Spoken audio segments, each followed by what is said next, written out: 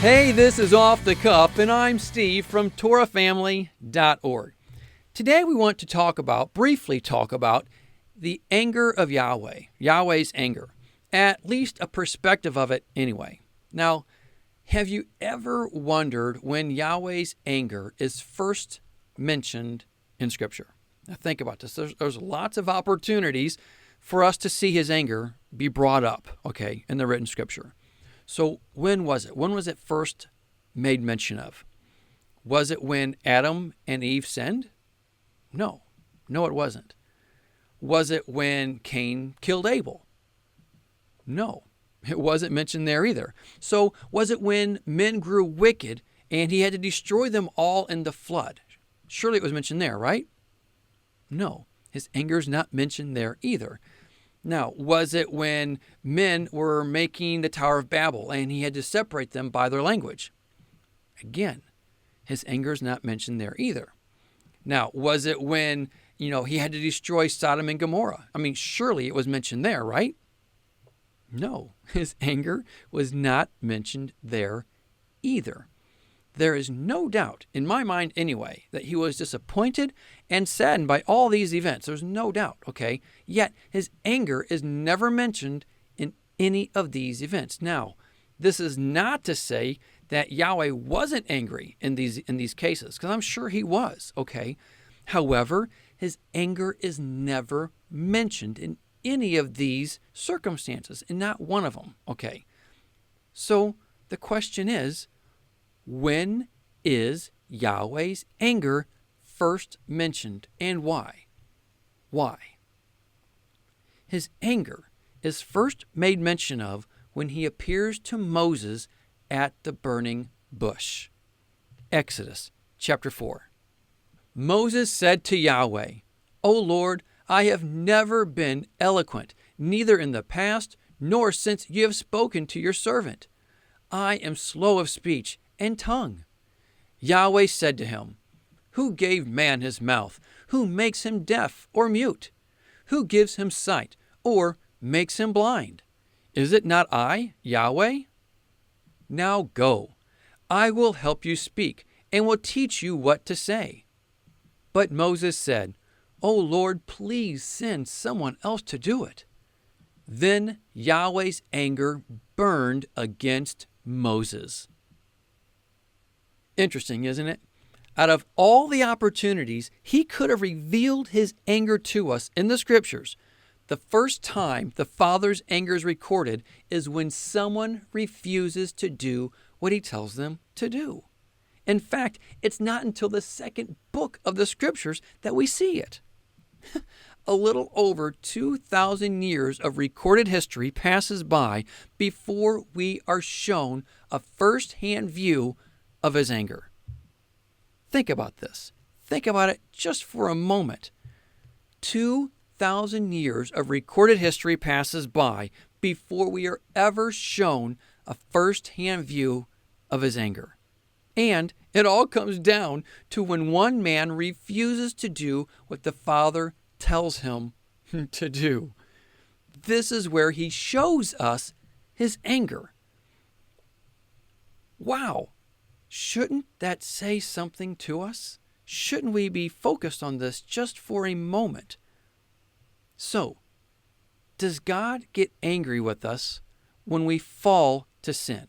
Now, I'm sure he does, but when we fall to sin, he's probably, in my view, he's more likely hurt and disappointed, in us because of that. However, when we refuse to obey what he tells us to do, well, in my opinion, all indications seem to be that's when he really gets mad.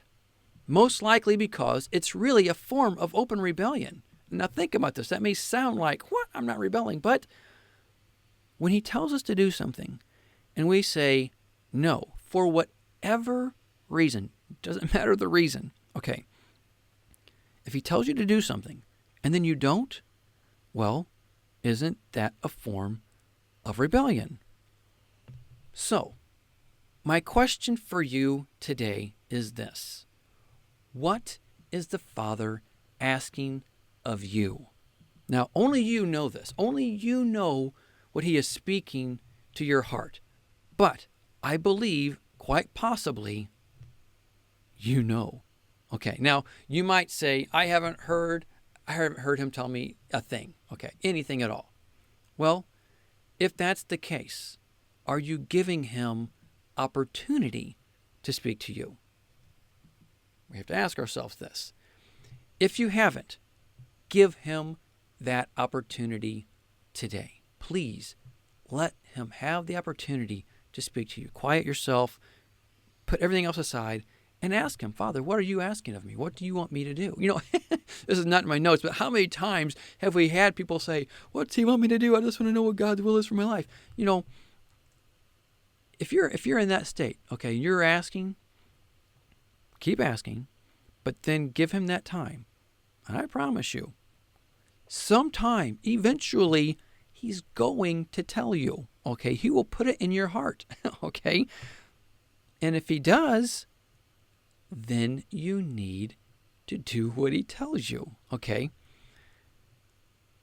Walk before the Father today with a clear conscience. Seriously, do what he tells you, even if you feel it's impossible. If you feel it's completely impossible, you can do it. He wouldn't ask you to do something if it wasn't possible. And sometimes he asks us to do things that are bigger than us. Seriously, this is why, when he asks us to do something so big, and we go, oh my gosh, I can't do that. He's going, I know you can't.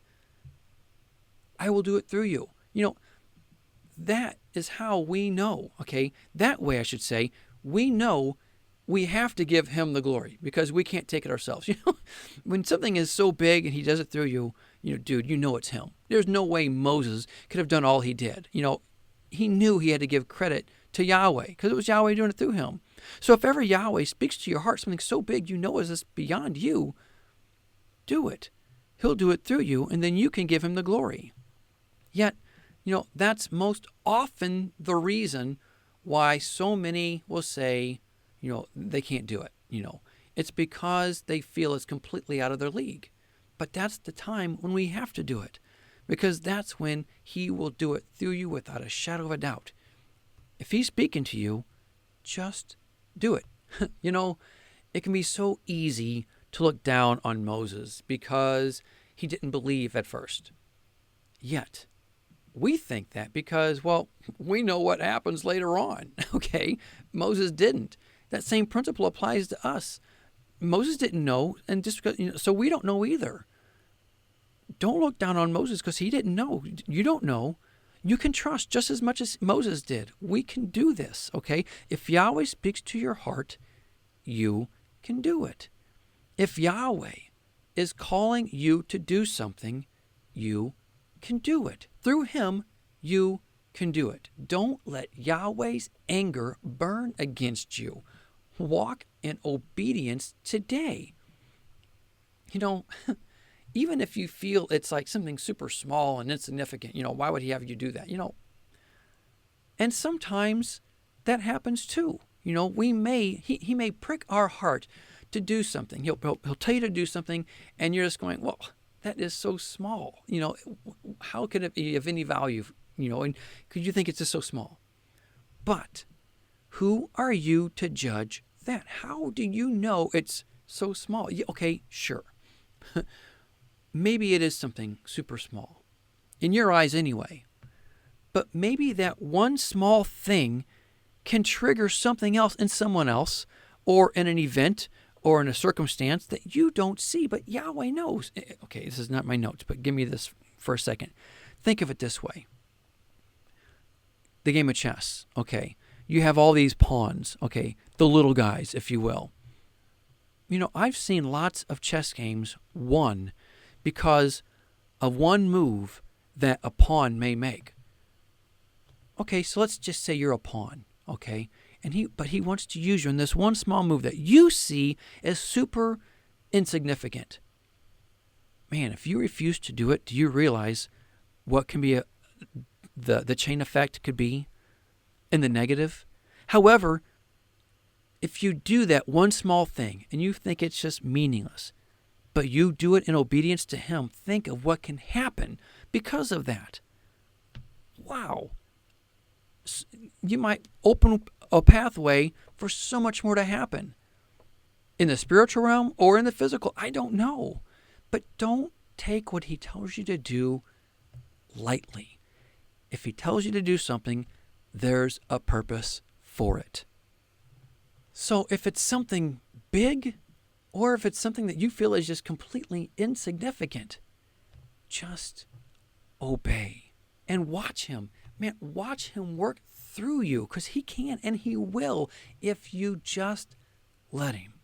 Just let Him work through you. Is it easy? Not always.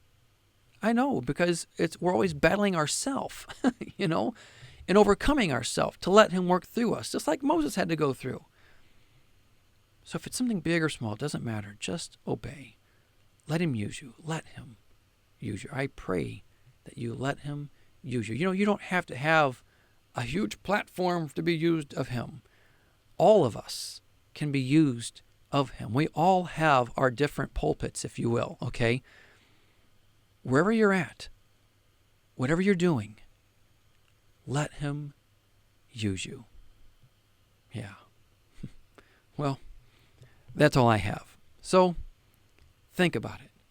Please pray about it. But more than anything, be a doer of the word and not a hearer only. Until next time, shalom.